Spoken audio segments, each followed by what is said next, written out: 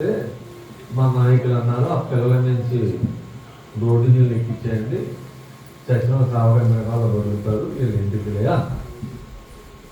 ఇల్లులో చూసుంటారు. అన్నాలను తిట్టని ఏడ్చారు కొందరు ఏంటో తెలుసా, రెండో పరీక్షలో బాగా రాసిన అందరూ చచ్చారు. ఆత్మహత్య చేసుకున్న వాళ్ళు ఎవరండి? కాపీ కొట్టినాడు, చదవకుండా వెళ్ళినాడు, ఆడు చేసుకుంటాడా? బాగా కష్టపడుతుంది, టైం అంతా దీనికే మనం వెచ్చించాం. పరీక్షలో మనకి దాఖం అయిపోతాం అనుకున్న వాళ్ళు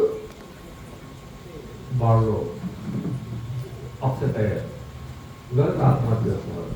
అంటే చేసుకున్న వాళ్ళందరూ ఏ క్వాలిటీ? మంచి ర్యాంక్ సంపాదించేవాళ్ళు. చేసుకునే వాళ్ళు ఇప్పుడు ఆపర్చునిటీ ఎవరికి వచ్చింది? ఇది ఒక లాజిక్. ఇలాగ ఆలోచించవచ్చా?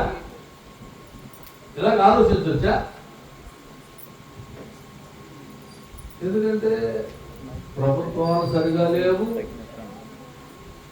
పాలించే పాలకులు సరిగా లేరు, పాలింపబడే ప్రజలు కూడా సరిగా లేరు. వాక్యం యొక్క సత్యం అది. కనుక ఈ తరాన్ని ఎవరితో పోలుస్తాను? ఇప్పుడు నాయకుల్ని తప్పనంటలేదు. ఎందుకంటే అటువంటి నాయకులు ఎన్నిక చేసుకున్న వాళ్ళు ఎవరు?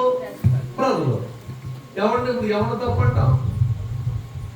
అంటే సొసైటీ మొత్తం నాశనం అయింది. అందుకనే నోవహు కాలంలో ఎంటైర్ మొత్తం పాపులేషన్ నాశనం చేశాడు దేవుడు. అంటే నాయకులు చావాలి, అధికారులు చావాలి, వారితో పాటు ఎవరు చావాలి? ప్రజలు కూడా చావాలి. ఎందుకంటే ఇక్కడ కరెక్షన్ అనేది ఎవరిని చేయలేం. పోనీ ప్రజలు కరెక్షన్ చేద్దాం అనుకుంటే నాయకులు ఉంటారా? వాళ్ళు కరెక్ట్గా ఉండరు. పోనీ వాళ్ళు ఏదైనా చేద్దాం అంటే ప్రజలు ఉంటారా? వేరు ఉండరు. అంటే దేవునికి స్థానం ఇచ్చేది న్యాయ పరిపాలన అనేది లేదు.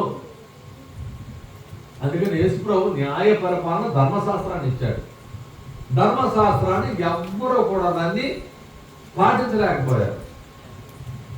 ధర్మశాస్త్రాన్ని ఎవరో ఆ రోజు బోధకులు పాటించలేదు, సామాన్యులు పాటించలేదు, అధికారులు పాటించలేదు. కనుక అందరినీ నాశనం చేసే పరిస్థితి ఒకటి వచ్చింది. అంటే దేవుడికి కూడా గత్యంతరమైన పరిస్థితి అంటారా? దేవుడు సర్వజ్ఞుడు, ఆయనకు అటువంటిది ఏమనదు. కానీ ఆయన కూడా తప్పలేదు.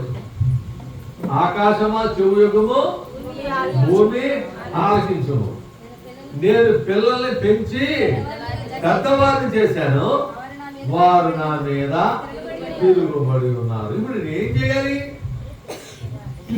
చేయాలి? దేవుడు కూడా ప్రశ్న. మనుషులు వదిలేసాడు. ఎవరిని అడుగుతున్నాడు?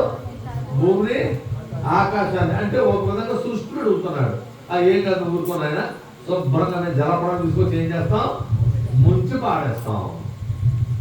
భారతదేశంలో ఉన్నతమైన రాష్ట్రం కేరళ. ఏమైపోయింది తెలుసు కదా మీకు? ఎలాగైపోయిందా? మన తుఫాన్లు కానీ వర్షాలు